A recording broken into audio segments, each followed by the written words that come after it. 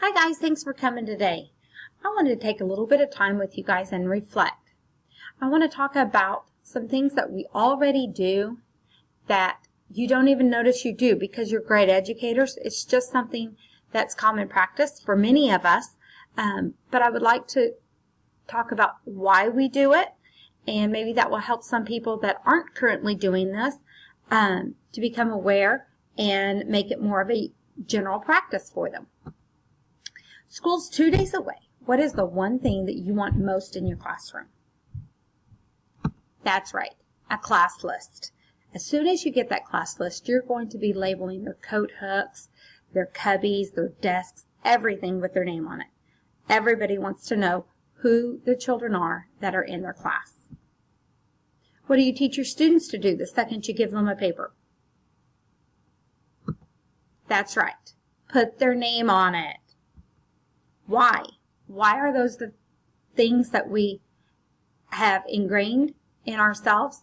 Because the students are important. We want them to feel important.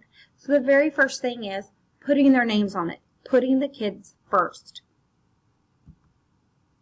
This is my grandma. Let's look at her. When I talk about her, how do I talk about her? What are my word choices? This is my grandmother. She lives in an old folks home.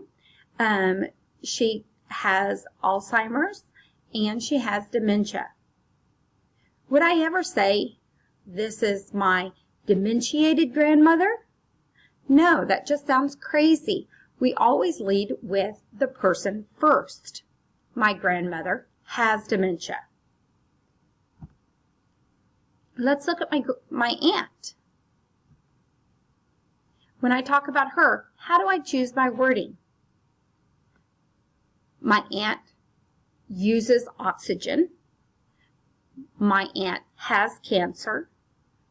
I never lead with cancer. I never lead with the oxygen because that's not who she is. That's not the most important thing.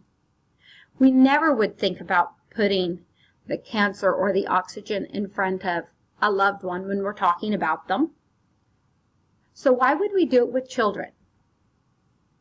In each picture, the first thing you saw was the person. You saw my grandmother. You saw my aunt.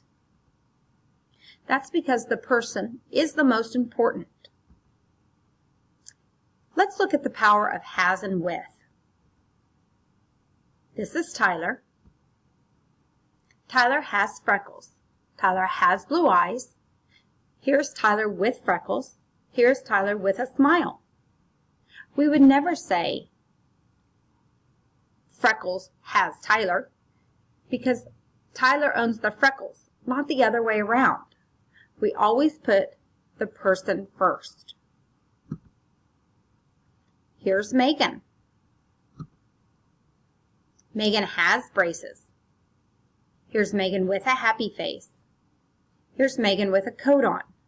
We never would say braces has Megan because that's just silly. You always put the person first. The person owns the braces.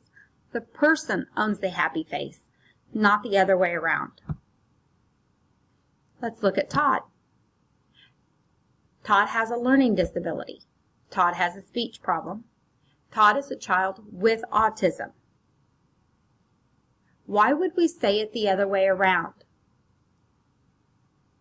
Autism does not own the child. The child owns it. The child has autism. The child has a speech problem. We always put the child first because the child is what matters. The child is what is important. It shows them we value them. It shows them what we respect them. Let's look at Drake. Drake has a learning disability. Drake is a child with a disability. Drake is a child with Down syndrome. When we put the child first, it shows that we value them. We always need to lead with the person first. It shows respect and integrity. Which superhero are you? Try adding has, adding with. Put the child first every time.